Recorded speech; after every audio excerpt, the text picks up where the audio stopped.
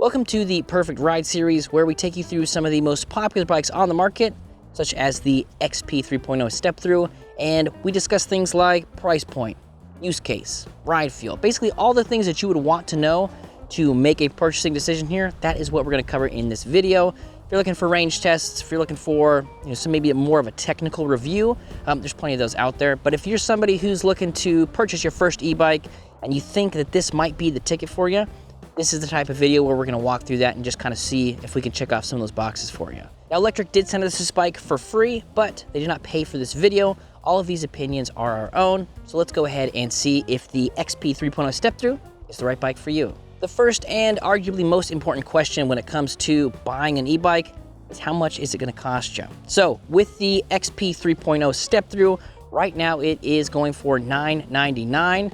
But it does come with the comfort package, which I will show you in a little overlay here. Basically what that is a larger, more comfortable saddle and a seat post suspension, which offers you some suspension. So interesting that it's $9.99, but right now, as we're recording this video, the comfort package does come free. The next thing to look at is use case. Is the XP 3.0 step-through gonna do what you need it to do?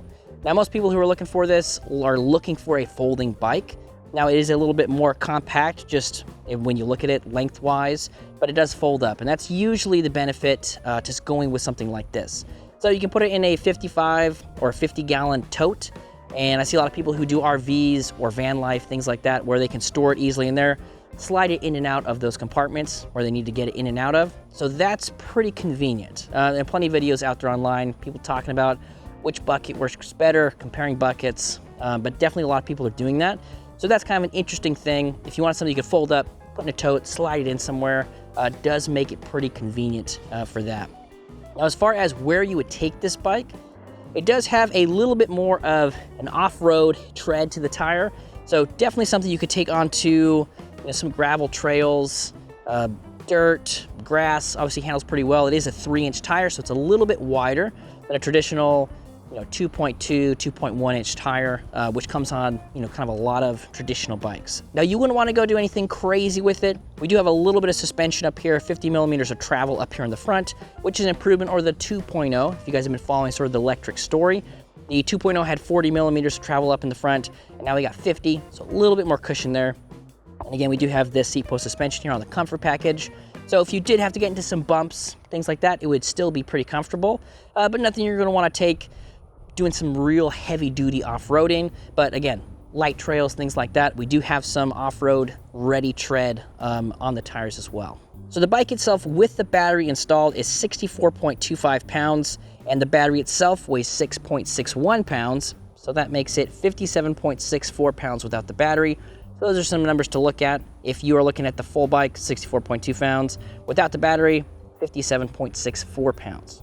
So we talked about how much the bike weighs. Now let's talk about how much weight that it can carry. So right now it is rated to pull 330 pounds total carrying weight. And something that's interesting is the rear rack, because they designed it into the frame, it's very sturdy, and that can hold up to 150 pounds, which is why, if you go look at their website, they also have a passenger carrying kit available, because you could carry, anybody who's on 150 pounds on the back. So kind of an interesting use case thing that they integrated the rack. It can support a lot more weight. Now, all of a sudden, if you have a small human with you, you can tote them around.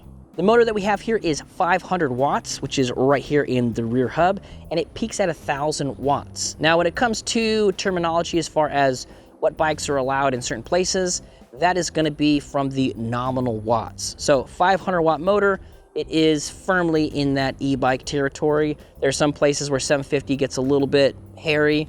And then if you're in Florida, 1,000 watts is fine for you guys, as far as I know. It's always good to check with a local representative as far as local rules and regulations. But for us in Texas, 500 watts, definitely safe within that e-bike range, but it does get you up to 1,000 watts when you're actually, hammering on it a little bit. Now, if you are hammering on it, it is going to get you up to 28 miles per hour. When it ships stock, and so this might be something that's confusing for some people, you get it, you unfold it because there's no assembly here. You're gonna go for your first ride and it's only gonna go 20 miles per hour, and you're gonna think, I got a dud. Well, all you have to do is jump into the settings and you can adjust that to either be in Class 2 mode, which is top speed of 20 miles per hour, or Class 3 mode, which is going to get it up to that 28 miles per hour. Now, as I mentioned, it is shown here with the comfort package, which is basically just the addition of this suspension seat post, which just gives you some suspension here, and this bigger comfort saddle. Now, the bigger comfort saddle, don't know if I'm sold on it. Doesn't quite fit my sit bones just right. It kind of feels like it's, I don't know if you could tell on camera, it kind of has some of these rolls to it. So it feels like I'm kind of on top of something that has some curvature to it. The original electric seat that it comes with is fine, not super comfortable, but for me, I probably would go that route. Although the addition of the seat post suspension is pretty interesting. You don't necessarily have to get the one from Lectric. You just gotta make sure that you find out how thick the seat post is.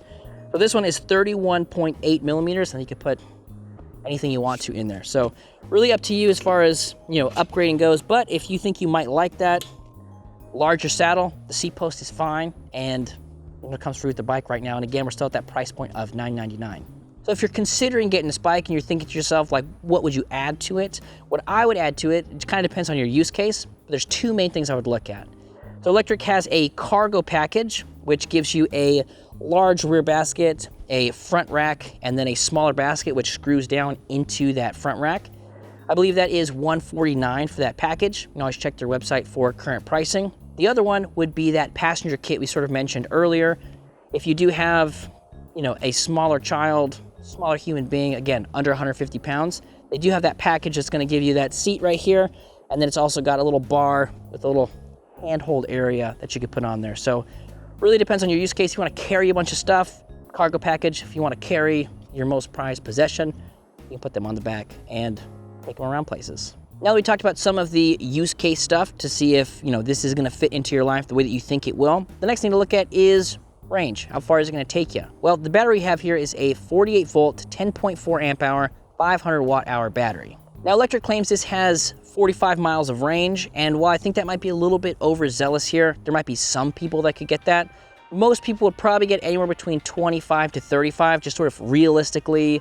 You know, you're in pedal assist level 3, 4, doing a little bit of throttling here and there, probably around that 30-mile mark. Now, for most people, probably fine. And if you're hearing some of those numbers and you're like, I don't think that's going to cut it for me, they do also offer a 14 amp hour upgrade, which would be an additional cost for you. So something to look at if you sort of like everything so far, but you need some more range, they do offer that 14 amp hour upgrade. The next thing to talk about would be terrain. So with these 20 by 3 inch tires, they do have a little bit of a tread to them. So this is something I'd feel pretty comfortable with, taking into some loose gravel, some loose dirt. Definitely anything on the concrete or bike paths is going to be pretty solid for you. Now, if you did want to do some off-roading, the next thing we'd look at would be suspension. So up at the front, we've got the upgraded 50 millimeters of travel, which, as I mentioned earlier, they used to come with 40. Now they're coming with 50, so 10 more millimeters of travel there. Definitely going to handle off-road a little bit better. And then the comfort package, which we've already talked about at length, it has that seat post suspension and the saddle here. So that is something that would make it pretty comfortable if you're in off-road, bumpy terrain, something like that. So we talked about some of the ways you can use it, some of the places you could go, how far you might go once you're there. But the next thing to chat about is ride feel. Let's chat about that next. All right, guys, we are out here for the ride feel portion. We got the bike turned on, and we're gonna walk through pedal assist levels, see what those speeds are at. So let's start in 1. Well, actually, let's start in 0, see what happens. Nothing. So if it's in 0, throttle doesn't work, and that is a little bit of a safety feature, in my opinion, but we'll go ahead and put it in pedal assist level 1, and we'll just do some throttling and see where we get.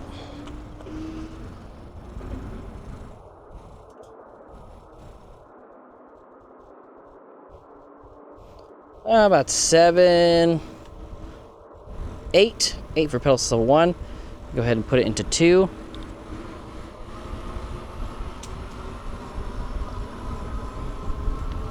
Two's got a little bit more pep to it. Takes us up to about 13. We'll go 3. I said 3. There we go. There's some more pep to it. Now we're getting up. Now we got 16 miles an hour, so we're gonna run on a runway here. Runway. Sorry guys, just working on my my diction while we're doing this bike review. Go ahead and do pedal assist level 4.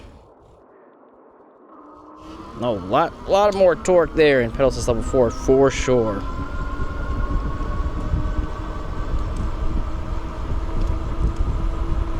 That's about 17 miles an hour.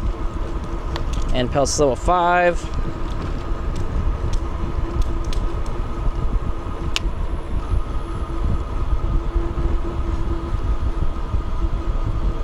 That's also staying right around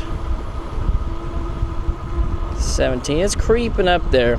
We're also about a quarter juice. So typically with most e-bikes, if you are doing it with lower battery, it won't pull as much from the battery to give us a little bit extra range. So that is probably why we're not hitting that top speed. But now it's time for us to try and hit our top speed. And we'll do that with pedaling. All right, starting out in pedal assist level 5. Let's go ahead and do some pedaling here.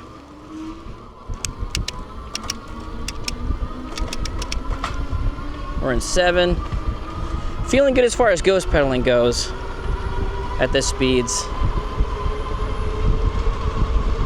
22, 24.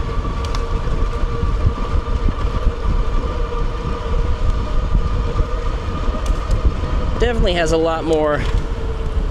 Definitely has a lot more in it.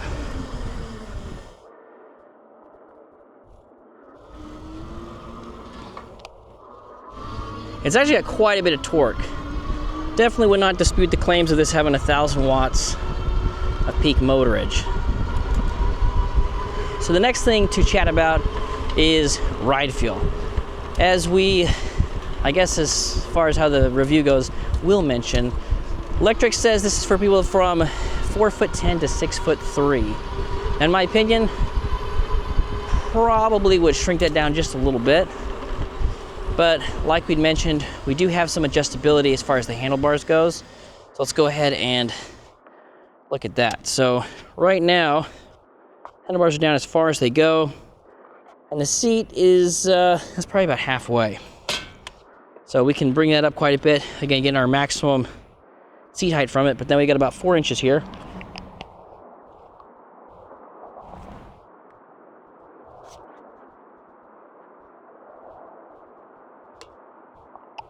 So that is going to bring the handlebars up quite a bit. So when you're sitting on it, it's going to be a little bit more, pretty much parallel with my shoulders. Although from a geometry perspective, I should probably bring the seat up just a little bit. So, and I'm 5'10", right? Got to mention that. So, yeah, 6'3" might be a little too tall for this bike here, but 5'10", I think is a pretty good. I mean, 6 foot also probably might work. But 6'3" does seem like it is pushing it just a little bit. Now the reason that when we're checking pedal assist levels and how those correspond to the speeds that they go is because this is a cadence sensor bike. There's 2 types of ways to get power, technically 3 if you count speed sensors, but the main 2 ways that differentiates a lot of bikes is cadence and torque. So with cadence, basically there's magnets down there by the cranks, and as we rotate our pedals, it's on or off as far as the power goes. But with the torque, it actually senses how hard you press down on it. So I tell people the difference between cadence and torque is like cadence makes it feel like you're riding on an electric vehicle, whereas torque makes it feel like you're Lance Armstrong without all the cheating, you know? Because as you put more effort into it, like a traditional bike, you get more out of the motor. But the cadence, even if I'm pressing just a little bit, I'm still accelerating at the same speed as I was, even if I was just gunning it. So it is a cadence sensor bike, and for some people that's an important distinction. If they want something that is more of a smooth, traditional bike feel kind of ride, cadence is not really the best bet. But cadence is, from a manufacturer's perspective, it's a little bit more inexpensive, and it is pretty simple to use. But I think that torque is pretty intuitive, and again, feels a little bit more like riding a real bike. As far as ride feel goes, that's pretty much what we're going to cover, and so we can go back and chat about some of the other specs and other things that might be important to you if you're thinking about getting the XP 3.0 step through. The next thing to chat about is going to be the display. So any extra features here, what does it show us, what can we do with it? So let's walk through that. So to turn the bike on, I'm going to press and hold this power button here, boom, and it's going to show us our energy level. It says energy bar. That is going to be our power, right? The power, what we got left in the battery here. It's gonna show us our speed, our pedal assist level, and our odometer. If you wanna go through over here on the odometer, you press the power button and it's gonna show you our trip distance, our voltage, our current, and the time that the bike's been on. So a couple extra features you can get to just by scrolling through there. So if you're somebody that wants to look at any of those other things except for odometer, you can do that. Now to raise our levels of pedal assist, we're gonna press up on the keypad here. Going to go up to 5, being our top level pedal assist. Now if you're one of those people that got the bike and you wanna go the 28 miles per hour, I'll show you how to do that. It's pretty simple. You're gonna press and hold the plus and minus button here, and it's gonna take you into our position menu. So it's gonna say P01, or it says 01P on this one, kind of the same thing. And we're gonna press our power button, cycle through those, and we're looking for number 8. And really most of that you don't wanna touch. They do have a manual so you can kind of go in there and, you know, there is some stuff you can adjust, but I always recommend, like, if you don't know what it is, like, don't adjust it, because it could mess up something in the bike. So the menu times out, good thing to note. So we turn it back on, we're in position 8, and we're gonna use the minus or plus button. You can do either way. And if it says 32, it's 32 kilometers per hour, 20 miles per hour for us American folks. And then if you put it on 100, it unlocks it per se, but it's gonna get you that top speed of 28 miles per hour. Press that power button again, cycle through the rest of them, hold down the plus and minus to get us back to the main menu. And now the bike will do, well, you gotta put it into 1. I'll put it into 5. And the throttle will go 22, and the pedal assist will take you up to that 28 miles per hour. Now, another thing we find common on a lot of e-bikes these days is the inclusion of some type of USB port. So there's nothing on this display, there's no extra USB ports anywhere down here. So if you're looking to charge your phone, you have to bring an additional battery pack or something like that. Not a huge deal, but it is kind of nice when you do have a screen that's got a USB in it. Yeah, it's just pretty convenient. The next thing we're gonna talk about is safety. So is the Lectric XP 3.0 step-through safe? If anybody speaks Crow, maybe we can interpret. Sounds like they have an opinion. The first thing we need to talk about when it comes to safety is gonna be these hydraulic brakes. So all the electric bikes now come with hydraulic brakes. They used to come with mechanical brakes. Mechanical brakes are cheaper. They don't work as well. They require more hand pressure to put down. I can't tell if he's agreeing or disagreeing with me. So from an industry perspective, it is nice to see that they went with the hydraulic brakes. These levers are connected to hydraulic calipers down on the bottom, and those clamp onto 180 millimeter rotors. Now 180 millimeter rotors is pretty much the standard these days. Used to see a lot of 160s, don't see those anymore. Obviously there's some bikes that come with 203s, a little bit better of a brake, you know, more braking surface and things like that. But the fact that we have hydraulics here is pretty nice. Another bonus that we have baked into these is they have motor cutoff switches. So as soon as you start to brake, even before you start the mechanical process of clamping onto those rotors, it is gonna cut off power to the motor. So when you go to stop, you're not fighting against the motor or anything like that. Or what's nice is if you get into a situation where you feel like the bike's getting away from you, you just press those just a little bit and it cuts off the power to the motor. So it's kind of like a safety switch for those situations. The next thing that would be a big safety item is going to be lights. Lights help you see at night or, you know, in the dark, but it also helps you be seen. And we've got integrated lights here in the front and the rear. So that's kind of nice because you don't have to source some third-party battery, making sure something's charged. It's always gonna be running off of the battery to the bike. So as long as that is charged, you're good to go. Now, the one thing we don't have here, which would be nice to see in a future version of this particular bike, is braking integration. So what happens with a lot of these e-bikes is when you pull the brakes, the tail light will flash, letting people know that you're coming to a stop, and we don't have that here with the 3.0. The other thing that would be nice to see, and is definitely something you could upgrade after the fact pretty easily, is getting some tires on here that have a sidewall reflective stripe. Now, if you think about it, if you're riding around at night or at dusk, you know, non-ideal lighting conditions, you've got a light in the front that's shining in the front, you've got the tail light, which is shining to the back, and if somebody's coming at you from the side, we do have, you know, some reflectors down here in the tires, but having those sidewall reflective stripes is a safety item that, again, you could upgrade that tire pretty easily yourself, but would be something that would be cool to see come stock on future versions of the bike. The other thing that would be a good upgrade here, and again, it's easy to do aftermarket yourself and wouldn't cost you an arm and a leg, is to upgrade the grips. So these grips don't have a locking mechanism, and they are rubber, so if you're out in Texas, like I am, if you have these outside for any amount of time, that rubber's gonna start to just get a little bit easier to twist. And right now, they're pretty easy to twist. You gotta put some pretty good grip on it to twist them, but as these heat up, they become a lot easier to twist. So definitely something I would always look for is something with at least one locking grip, like we saw in the Express. They got that locking grip on here. The bonus that we have here is we do have a spot to easily put on some bar end mirrors. So that's kind of nice. However, the Express also had that, but it had locking grips. So I would like to see locking grips. If I got something like this, that would pretty much be the first thing I think I would switch out, is getting grips that also lock, because it's a lot safer. It's your main touch point on the bike, and you can't have that, you know, be sloppy. Now, as far as safety from a consumer standpoint, Lectric really did all the right things here. The batteries are UL 2271 certified, meaning they're certified to Underwriters Laboratories standards for battery safety. And if you pay attention to the news, you see like e-bike fires here and e-bikes exploding over here. You know, just know that those batteries that are UL certified, much less likely to have that sort of news story attached to it. And that's not the only thing that's UL certified here. The entire bike, so the whole product here, is UL certified, which is, again, a nice thing for us. If you are looking to purchase this through a rebate program, you know, it kind of depends on which one it is, but some of those rebate programs require you to get a UL certified bike, otherwise they don't cover it. So if you are looking to purchase an e-bike, you know, this year, next year with one of those rebate programs, you are gonna want probably, and again, there might be some exceptions, but you're probably gonna wanna stick to UL certified products to apply for some of those. The next thing we're gonna look at is the dimensions on the XP 3.0 step through. Those are gonna be important things for you to know. Is it gonna fit in my RV? It's gonna fit through my door, whatever that is. So let's look at some of those dimensions. When the bike is not folded, the main two dimensions we're gonna look at is the total length and the width.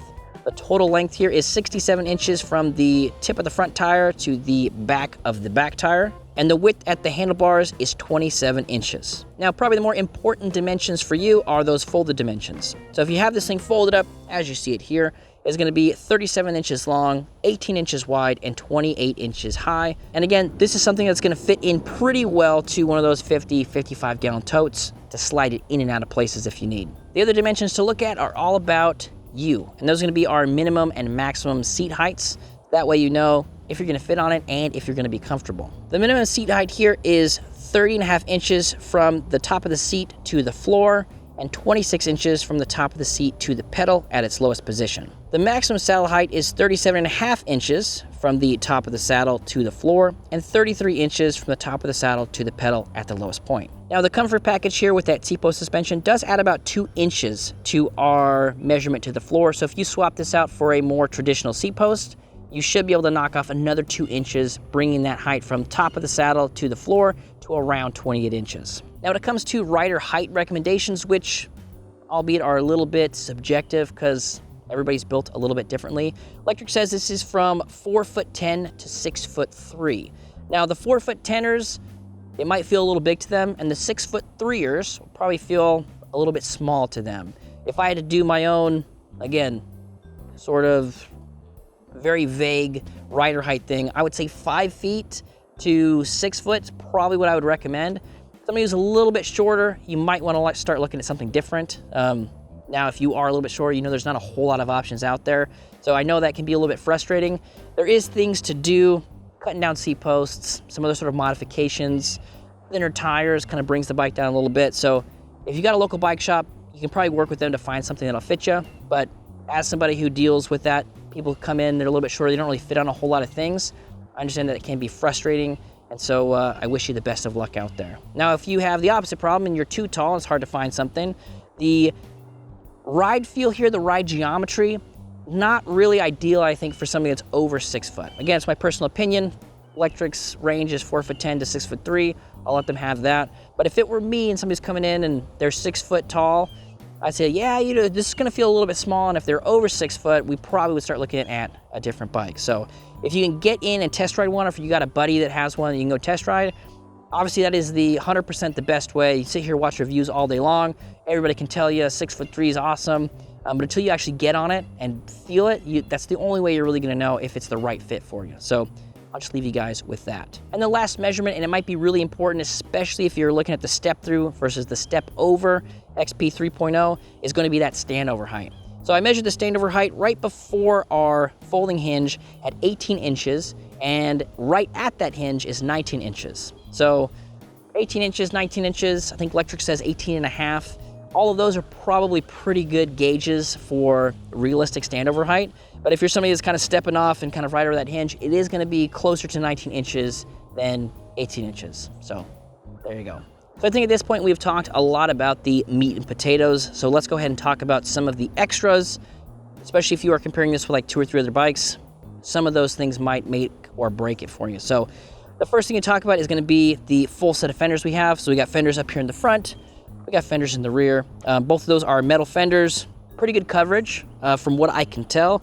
Now personally, I prefer plastic fenders because with the metal fenders, they can scratch, especially the ones that are painted. They could rust, things like that. Or you don't really have that with some of the nicer, high quality plastic fenders, but they do a really good job here. So definitely not a knock on them, just personal preference. I like plastic fenders. After that, we've got our rack, which we talked about a little bit, 150 pound payload capacity, nice and wide. If you want to do that cargo thing, it's ready for cargo. You want to do that passenger thing, ready for passenger. So a lot of cool use cases there. Really like that they went with that integrated frame, because from what I've seen, most people are using the frames that have come on the Lectric folding bikes. They're like, hey, if everyone's using it, let's just make a better one. Now, one of the extras that we don't have here is sort of things to let people know that you're coming. So there's no horn on here, which we have seen start to be a little bit more common on bikes like this. And we don't have that brake light integration. We don't have turn signals. Some of the more premium features we don't really see on the bike. But again, for the price point, it really comes down to like, is this thing gonna do what you need it to do? And that's kind of what this video is about, is exploring some of those things. So the fact that it doesn't have all the bells and whistles of a much more expensive bike does make a lot of sense. Next, we're gonna answer 3 questions from the internet. Question number 1, why is the ignition keyhole located at the bottom underneath? Can the key possibly fall out if you hit a big bump? So the ignition is below because the battery is in the down tube, and so when the key is in the on position, the key can't come out. So bumps and drops shouldn't really cause the key to fall out. Question number 2, does the key need to be in to operate this bike, or is it just used to take the battery in and out? Thanks. The key does need to be inserted and turned to the on position.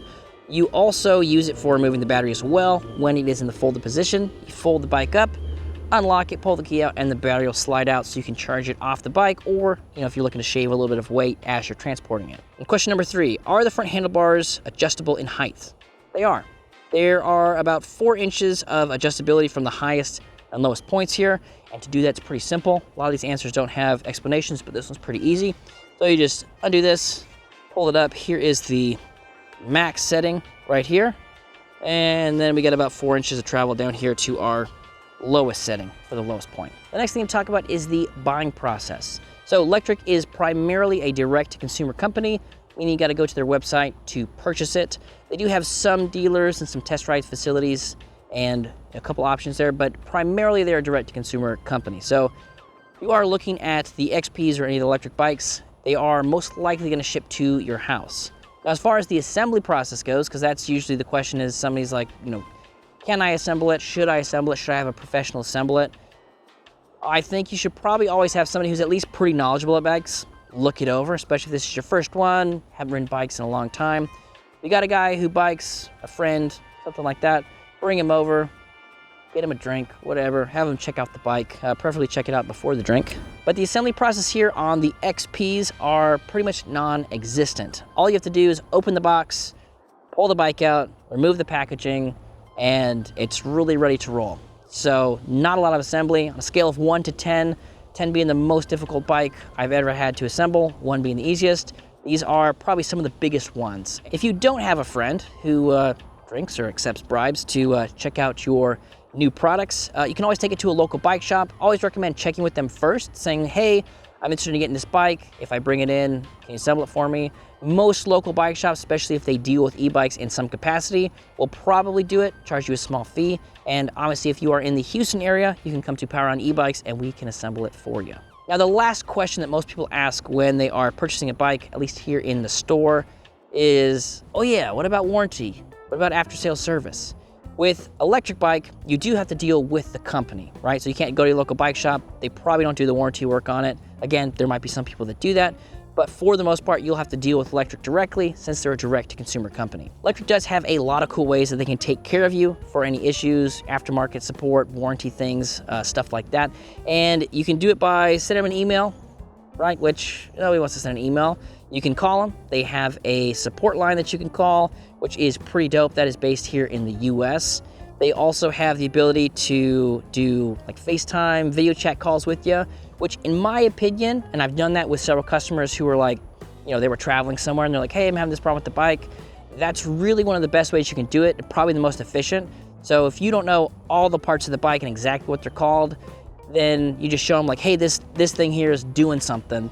And they can go, oh, you know, actually I see that, you know, XYZ. So the video chat is a pretty efficient way. They also have a large library of videos on their YouTube that they can send to customers to help out as well. All in all, they've got a lot of ways to help resolve any issues after purchase. And that is gonna do it for our Perfect Ride Series review on the Lectric XP 3.0 step-through. If you wanna get one, you can head over to lectricebikes.com. If you watch this whole review and maybe you're a little bit more confused than you were before, maybe you learned some new things and now all of a sudden this is on your list of bikes you're comparing it to, let us know down in the comments. Maybe we can talk through some stuff and help you down there. Thanks for riding with us, and we'll catch you on the next one.